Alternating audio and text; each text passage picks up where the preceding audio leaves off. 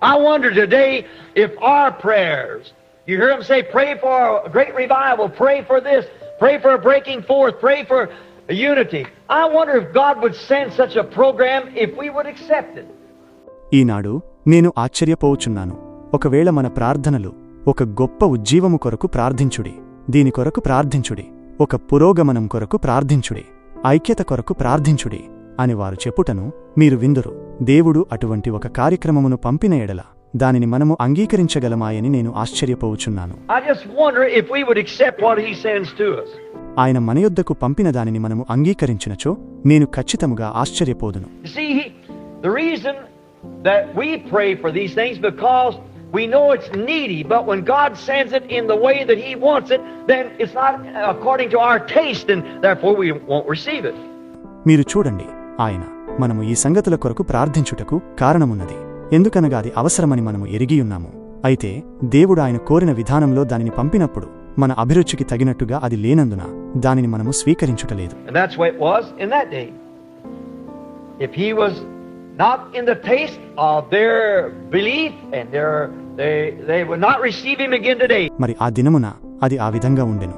ఆయన వారి నమ్మకమునకు అనుగుణంగా లేని ఎడల వారు మరలా ఈ దినమున కూడా ఆయనను స్వీకరించుకుందురు. That's the reason they asked this question, who is this? Who is this fellow that's coming? ఆ కారణమును బట్టియే వారు ఈ ప్రశ్నను అడిగిరి, ఈయన ఎవరు, వచ్చుచున్న ఈ వ్యక్తి ఎవరు?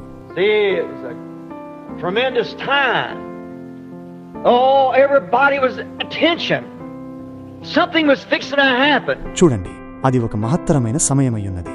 ఓ, ప్రతి ఒక్కరూ ఒక ఒత్తిడిలోనున్నారు, ఏదో జరగనయున్నది. Look at the world today, what attention the whole world lives in. మరియు ఈనాడు లోకము వైపు చూడండి, ప్రపంచమంతయు ఎటువంటి ఒత్తిడిలో జీవించుచున్నదో చూడండి. You go down the street, it's not even safe to drive. It's not safe to be on a 4-lane highway.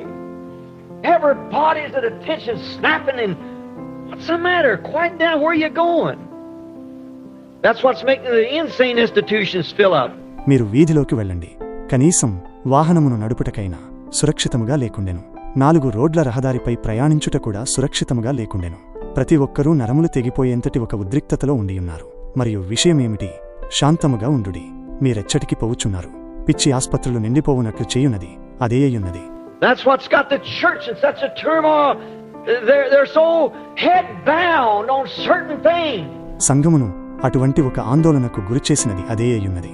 వారు తలబిరుసుతనముతో ఏదో ఒక విషయమునకు కట్టుబడి ఉందరు.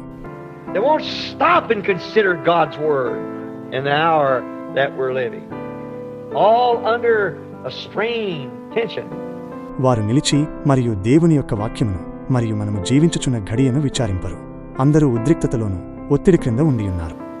And now we know, we are aware, the earth has just went through some great birth pains. మరియు ఇప్పుడు మనకు తెలియను, మనము బాగుగా ఎరిగియున్నాము, భూమి గొప్ప ప్రసవ నొప్పుల గుండా వెళ్ళియున్నది.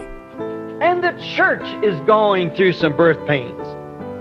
It had to go through birth pains for it to give each one of the prophets when they came into the world.